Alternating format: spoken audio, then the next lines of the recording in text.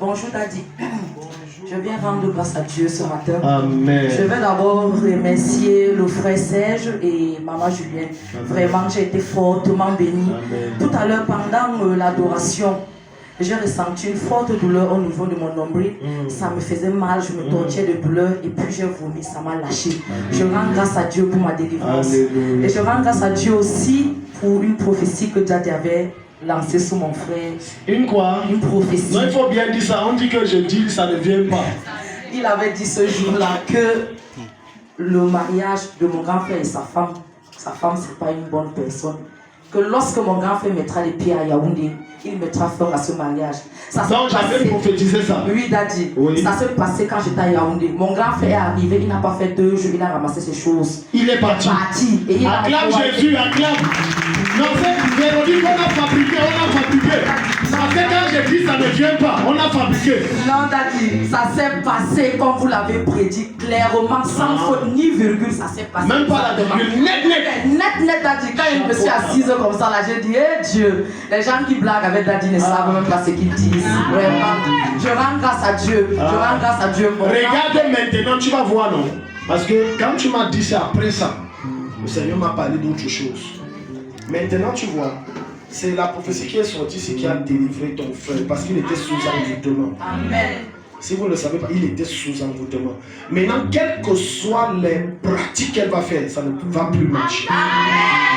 Il va seulement aller que vrai, je ne veux plus. Amen. C'est comme ça que tu vas voir beaucoup de choses qui étaient bloquées dans sa vie. En commençant par le retard dans sa vie professionnelle. Ça va Amen. Amen. Je t'ai dit qu'il va porter. Et il va porter. Amen. Oh, si tu acclames Jésus, si tu acclames Jésus. Grâce à Dieu et à Daddy, les bienfaits dans ma vie. Concernant mon fils, quand j'étais enceinte, bon, avant qu'il ne tombe enceinte. Voilà, parce que là, je devais déjà te corriger. Quand j'étais enceinte, il faut dire l'origine de la grossesse. Hein.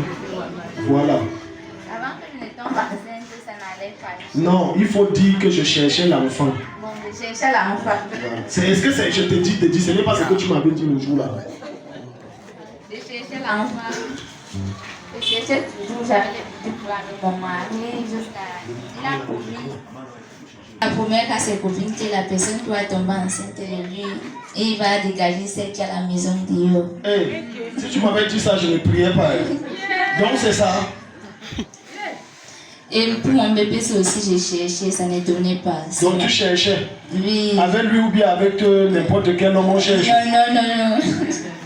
Mon bébé, c'est parti toujours à l'école, ça ne donnait pas. Oui. Maintenant, c'est la 5e fois que je suis venue ici, j'ai prié.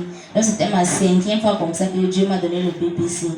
Donc, je rends grâce. Attends, donc tu as fait le bébé ces 5 fois? Oui, c'est la 5e. Quand tu es venu ici, on a prié, bouffe, Dieu a donné. Et il a aussi donné l'enfant. Oui. Donc maintenant, tu n'as plus cherché. Ta manière d'acclamer Jésus, l'enfant est entier, l'enfant est entier. Donc, quand je partais à l'école, je disais que Seigneur, je veux faire comment? Je veux tomber enceinte. Mes copines me dérangeaient. Donc, avant de composer, la grossesse est arrivée. Je suis partie composer étant enceinte. Wow. Et là, je venais à l'église, là, je continuais à prier. C'est là que je suis partie à Bédoua, je suis partie accoucher là-bas. J'ai accouché l'enfant, donc c'était une semaine pour que ça passe 9 mois. Oui. Maintenant, les contractions ont commencé. Le 13 décembre, j'étais à Bombang, il y avait le mariage de ma belle-sœur. C'est là-bas que mes contractions ont commencé. Nous sommes donc rentrés à Bédoua, je suis partie accoucher là-bas. Mon enfant est né avec 1,6 kg. Sur le mouvement, comme les photos de mon enfant, j'ai pleuré jusqu'à l'hôpital. J'ai appelé maman Noël, j'ai dit que ça ne va pas. Elle m'a envoyé le numéro de Daddy, j'ai appelé Daddy, il a prié, il m'a dit de partir avec le téléphone pour l'enfant. Je suis partie parce que c'était un néonat. Ah oui, je commence à me souvenir parce que tu disais qu'il était trop petit. Et j'avais prié que dans une semaine ou dans moins une semaine, il récupère le poids rapidement. Oui. Ah, ok. Oui. Daddy a prié, maman Noël aussi, elle priait toujours de son côté. Et donc, c'était déjà que donc aujourd'hui, demain, je pars, on dit que l'enfant qui va monter. Le lendemain, acclame Jésus, acclame Jésus. Je dis que c'est par rapport aux prières de Daji qui priait toujours pour moi et pour mon bébé. Sinon, je ne sais pas, sinon il n'est plus là. Parce que là où on était à Néonat, il y avait les bébés, pas qu'un bébé, il y avait plusieurs bébés. Là où mon bébé était entouré des bébés, là, donc aujourd'hui je reviens, j'ai trouvé qu'un bébé est mort. Le lendemain, je crois que j'ai trouvé qu'un bébé est mort, jusqu'à j'ai déménagé. Et que je n'en peux plus, je n'ai pas dormi à côté de mon enfant. Donc ça troublait tellement l'enfant, toutes les nuits seulement, il pleurait. Et j'ai qu'il déménage là-bas. Avec la prière des dames, ça a donné, maintenant je suis très fière. Donc je bénis le Peu de Dieu. Bonjour. Et je vais commencer par remercier le frère Serge pour sa prédication de ce matin. J'ai vraiment aimé, c'était touchant et percutante. Je prie l'Éternel qui continue de la sorte. Amen. Et maintenant, je suis là par rapport à un témoignage à 2 volets. Mon premier témoignage concerne le mois de lumière, le mois passé. Et c'était réellement mon mois dans cette chapelle. Mon premier mois dans cette chapelle, parce que ça fait 1 mois, 1 semaine aujourd'hui que je suis dans cette chapelle. Maintenant, la dernière semaine du mois de lumière, Daddy avait élevé la prière par rapport aux animaux qui dérangent dans les maisons. Bon, là où j'habite, ça fait déjà près de 8 ans. Quand on a construit ces maisons, j'étais parmi les premières personnes à y habiter. Bon, étant là-bas, il n'y avait vraiment pas de dérangement, des mauvais songes et autres. Mais depuis l'année passée, j'ai eu des nouveaux voisins. Bon, je ne les accuse pas, sauf que on a commencé à avoir des bruits bizarres auxquels on n'était vraiment pas habitué. Des souris, tellement de bruit. Un jour donc, je rentre de la gare, comme je suis commerçante. Je suis à la maison. Je suis comment ma nouvelle voisine, sa petite fille cause avec mon fils de 6 ans. Après, je suis comment mon fils demande à sa mère que la mère dit, tu as fait comment avec ton serpent là? Maintenant, je l'appelle, je dis, Bruval, viens. Tu dis quoi à la mère là? Il me dit que maman, sa fille m'a dit qu'ils ont le serpent sous le lit. Oh. Je lui demande que tu connais le serpent. Il me dit que j'ai vu ça à la télé. Non, toi tu ne connais pas. Je lui dis que moi je ne connais pas. Explique-moi le serpent est comment. Il me dit que, Yvette m'a dit que maman ils ont le serpent sous le lit. Et puis je lui ai dit que quand mon bobo va venir en Gandéré, je vais lui demander de prier pour chasser le serpent là. Je suis restée tranquille. Ma petite sœur est venue chez moi. Je lui ai raconté l'histoire. Elle lui dit que on dit souvent que la vérité sort de la bouche des enfants. Comment se fait-il que la petite fille dise à l'autre enfant qu'ils ont le serpent sous le lit? Après, je dis à mon fils que tu vas mourir. Il me dit non, maman. Je lui dis que ne pardonne plus jamais là-bas. Si tu entres là-bas, tu vas mourir. Reste chez toi. Les bruits, toujours les bruits, toujours les bruits. Maintenant, le vendredi de la nuit de prière, je suis chez moi, je m'apprête pour venir à l'église ici. Ma voisine vient, elle cogne. Quand je sors, elle me dit que ça a pris feu. Je lui demande que ça a pris feu comment? Elle me dit que j'ai besoin de 2000 francs. J'entre dans ma chambre, je prends 2000, je lui donne. Après, elle me dit que parlant du feu, tu n'as pas suivi qu'il y a eu feu là-bas hier soir, là, derrière chez nous. Je lui dis que moi, je n'ai pas suivi parce qu'elle vend la nourriture, ce qui fait que elle est debout à partir d'1 heure, 2 heures comme ça. Wow. Je lui dis que moi, je n'ai pas suivi. Elle me dit qu'on a même aidé la femme là à verser, à éteindre le feu avec. Je lui dis que moi, quand je dors, les choses qui se passent dehors là-bas, moi, je ne suis pas au courant de ça. Après, elle me dit que les bruits qui se passent ici là. Je lui dis que oui, les bruits là, moi-même, ça m'inquiète parce que ça devient de plus en plus fort. Parfois, tu es couché, c'est comme si quelque chose va sortir du plafond là-bas pour venir te rejoindre. Après, elle me dit que ta voisine ne t'a pas dit, je devais me dire quoi, elle me dit que, elle dit que dans sa douche là-bas, dans son bidet, ça fait comme s'il y a quelque chose. Je lui dis que ça fait comme s'il y a quelque chose chez moi. Comment chez moi, ça ne fait pas ça. On est venu ici, on a commencé à prier. Bon, avant ça, j'avais d'abord élevé la prière par rapport à ça. Je disais dans mon cœur que je vais un peu voir l'histoire. C'est revoir la force du Père là. Par rapport à ça. Non, les vérités, les masques tombent, les vérités sont. Je veux voir la force. Elle vient me tester. Je disais Amen, Amen, je priais. Après, je suis rentrée et dit que j'observe. Samedi, là, on a dormi.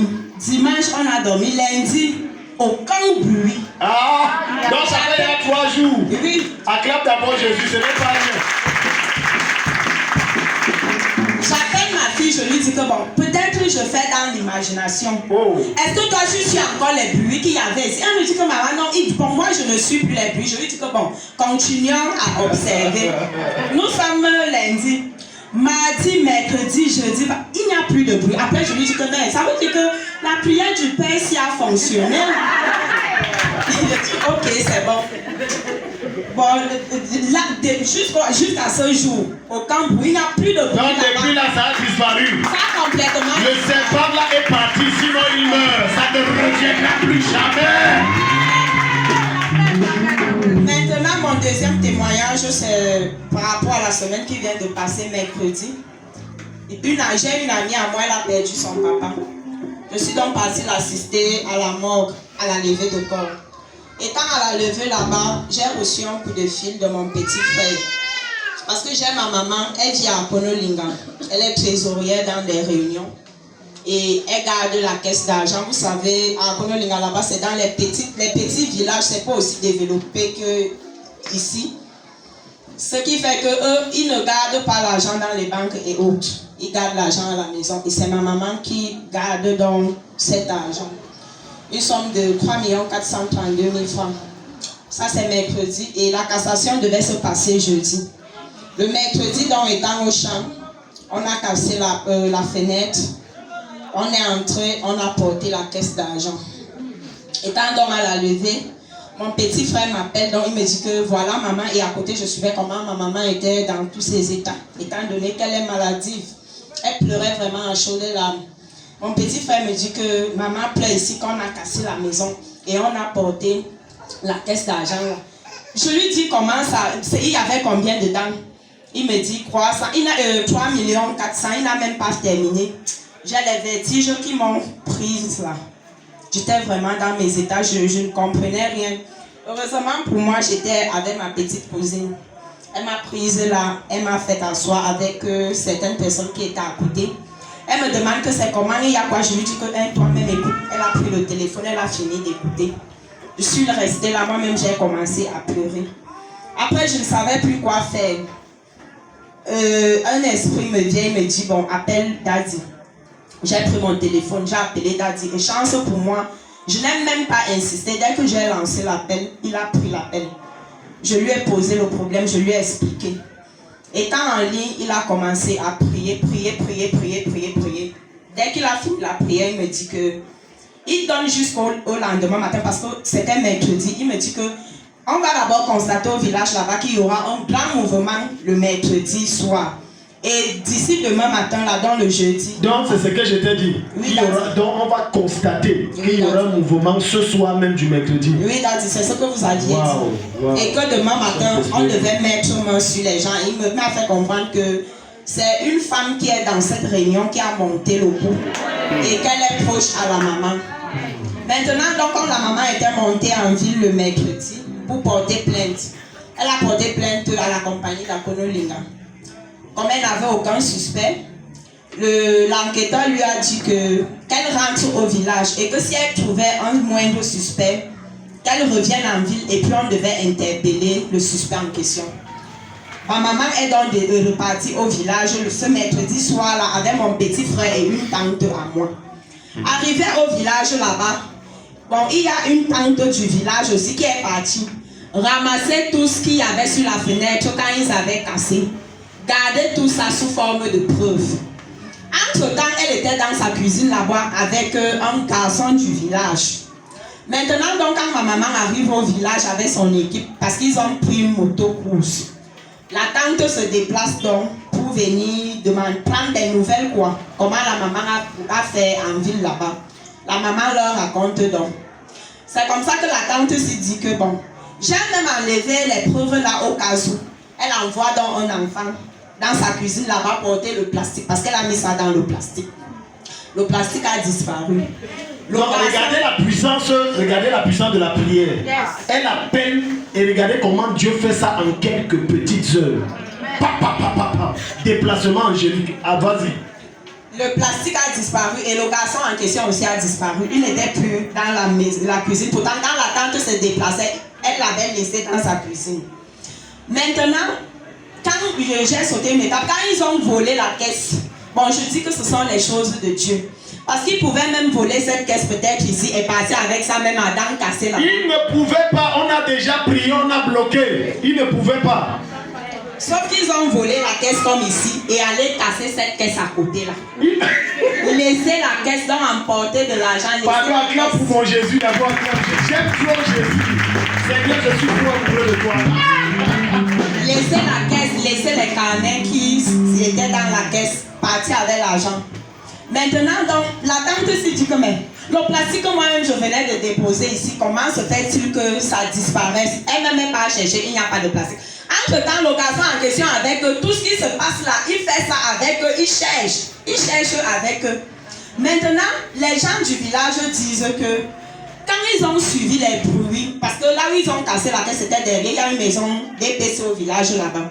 Et c'est derrière cette maison qu'ils ont cassé la caisse. Les villageois disent donc qu'ils suivaient les bruits de comment on cassait la caisse là-bas derrière.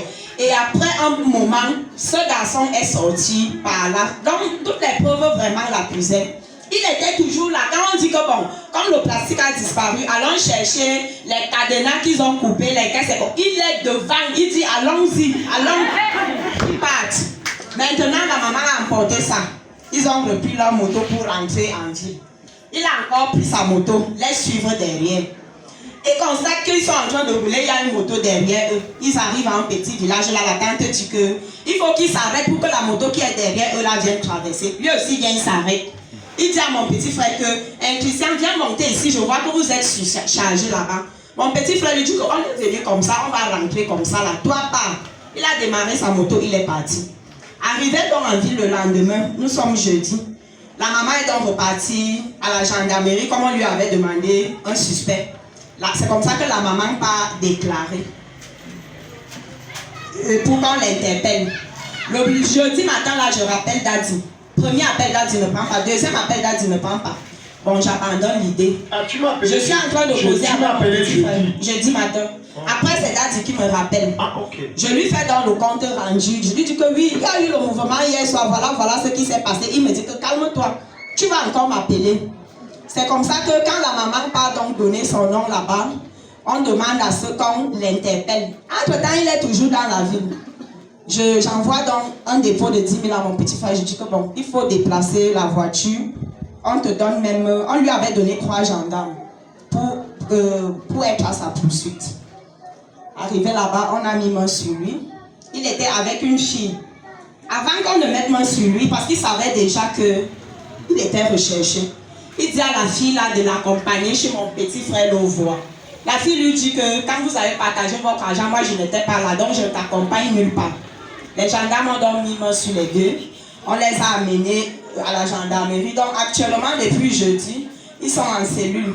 Bon, sauf que l'enquête poursuit son cours et ils refusent quand même d'avouer tous les deux parce que même la fille dit qu'elle n'a jamais dit ça, que quand vous avez partagé votre argent, elle refuse d'avouer. Je dis que l'argent là touche le mouchoir, c'est revenu, c'est fini. Acclame Jésus. Si je lave, elle m'appelle, on prie le même soir, on arrête les suspects. Tu veux encore quelle preuve? Tu sais pourquoi juste à présent on n'a pas donné l'argent? Parce qu'on a éparpillé ça. Ils se sont partagés et d'autres ont dilapidé. Maintenant c'est rassemblé. Comme tu as touché le mouchoir, viens finir la deuxième partie. Amen. Si tu acclames Jésus. Je viens rendre gloire à Dieu ce matin. Je dis d'abord merci à toute l'équipe de ce matin qui a prêché parce que vraiment, moi personnellement, j'ai été richement béni.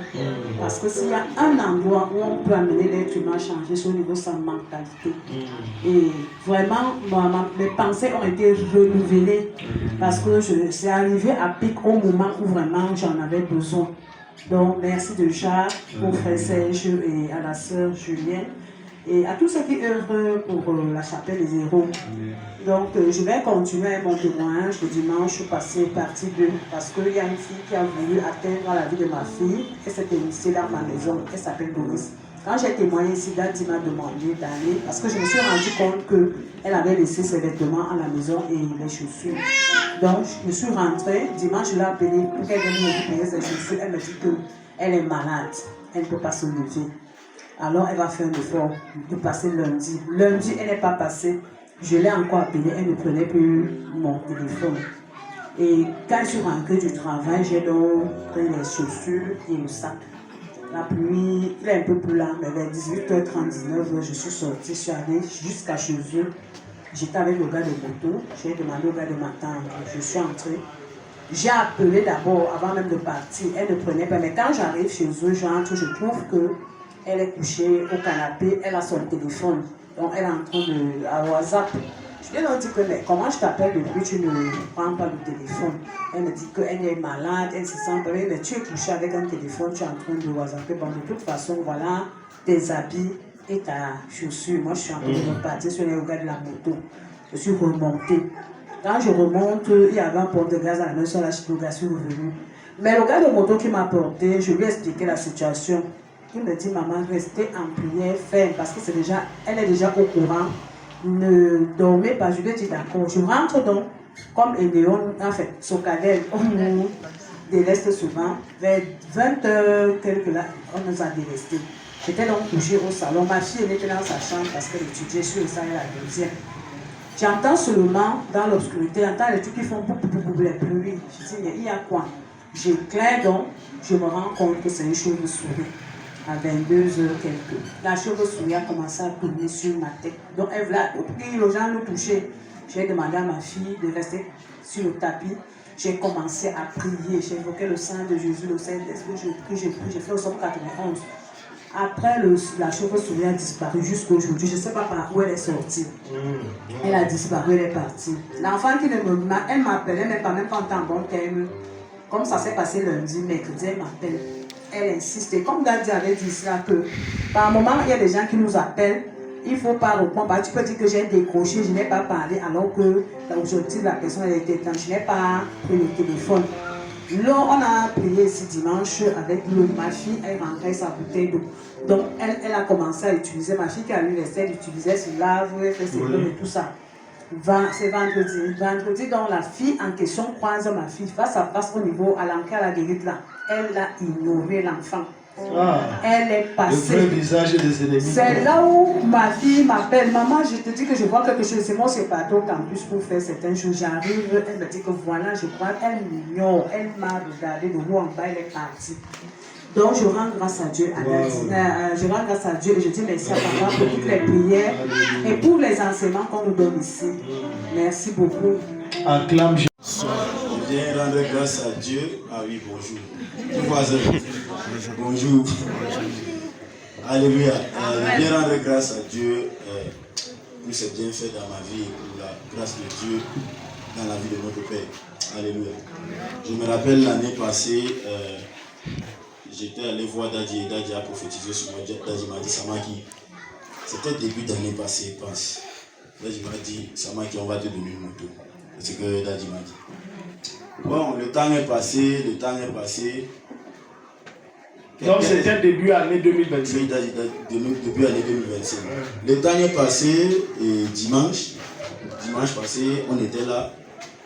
Dimanche passé, on a fini le programme. On a prié, on a déchiré les voiles.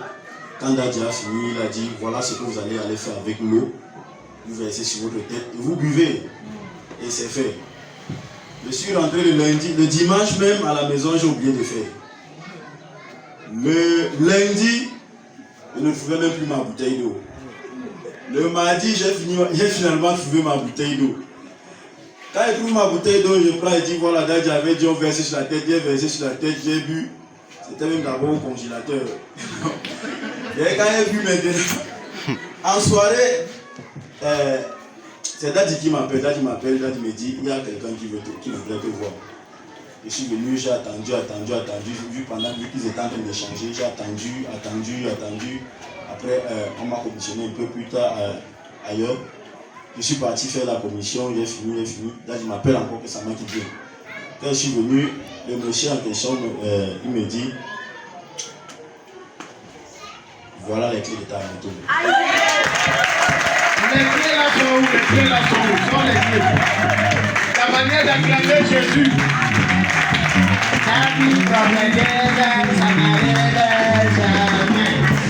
Si ça n'arrive pas dans ta vie, tu sais ce que tu fais avec mon nom derrière. Montre les clés, montre les clés.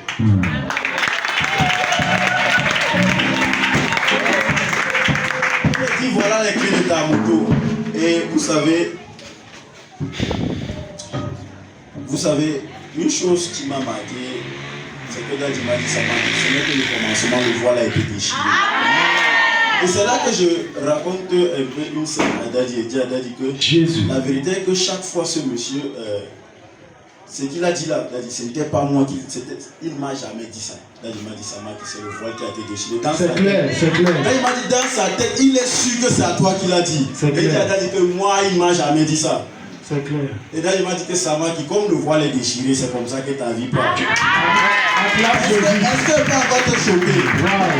Depuis que j'ai cette moto, je n'ai que carburé le soir une seule fois. Une seule fois.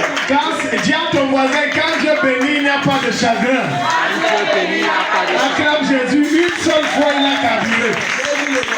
C'est parce que j'ai vu, il n'y avait pas l'endroit où mettre le carburant, c'était mon devant derrière. On était avec Fouca. Et j'ai dit à Fouca que l'essence est fini. Fouca a dit que bon, je m'avance en attendant que toi tu carbures. J'ai mis l'essence, c'était mon devant derrière. Je suis parti, on est parti à Fouca faire ce qu'on devait faire. Quand je suis revenu, l'essence s'est arrêtée, ça m'a lâché encore. Je n'avais plus rien comme argent sur moi. L'argent est venu me trouver. Je suis allé à la station. J'ai mis la station. C'est depuis que j'ai commencé à mettre à la station. Je ne continue qu'à la station.